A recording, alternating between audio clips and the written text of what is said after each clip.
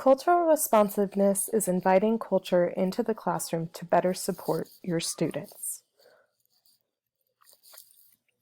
Creating a culturally responsive classroom is where you get to know your students individually for who they are, and you welcome them to bring that into the classroom. You create lessons beginning at the start of the year based on the students' culture, their family history, and their interests. And then you take the knowledge and information that you gain from these assignments and you incorporate them into the daily activities and into the students' learning environment.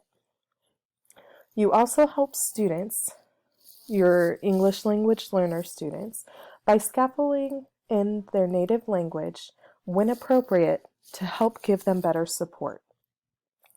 With these assignments of culture and family history, don't forget to include the family in order for the students themselves to learn more about their own culture and their family history. A passive learning environment is when students receive information and process it internally. English language learner students need the opportunity to speak in making progress in their second language. They need to develop their speech and understanding in their second language. As they do this, they will gain confidence and be able to make educational and social progress in a comfortable environment. Teachers need to assess their levels of proficiency in listening, speaking, reading, and writing in English to better support the students and their needs. We need to make sure that we listen and hear their voices. Approaches and strategies to support English language learners. First and foremost, you need to get to know your students. Start the school year with cultural-based assignments to get to know your students, their background, and their interests, and continue to use these assignments throughout the year so that the students can feel comfortable in the classroom and are comfortable sharing who they are. Another thing that we can do, as seen in this picture, is to pair our English language learner students with students that support them. For example, an English language learner student might be paired next to a bilingual student who is similar to them. That way, the English language learner student would feel comfortable turning to their peer and asking them simple questions for support. Having an active learning environment where students participate out loud in small groups provides opportunities for interaction and an opportunity to gain confidence and self-esteem. Considerations to effectively serve English language learner students.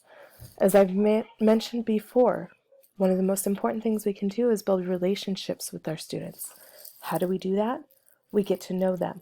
We get to know their culture, and we invite it into our classroom. As seen in this picture, this teacher has cultural flags that are represented in his class.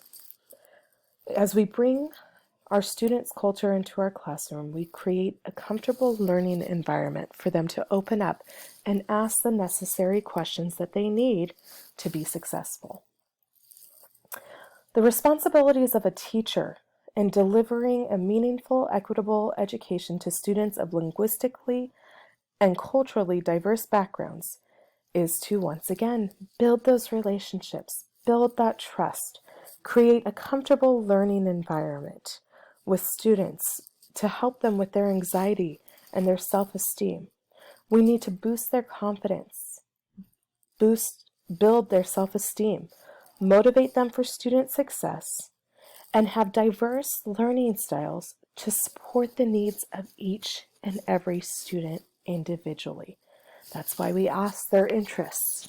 That's why we ask their culture, is to get to know them so that they can relate to the curriculum in the classroom. New insights for me. Things to help my students be successful. Last year, I would ask the students to present in front of the classroom. Before reading Chapter 1, I did not see this as a barrier for my students.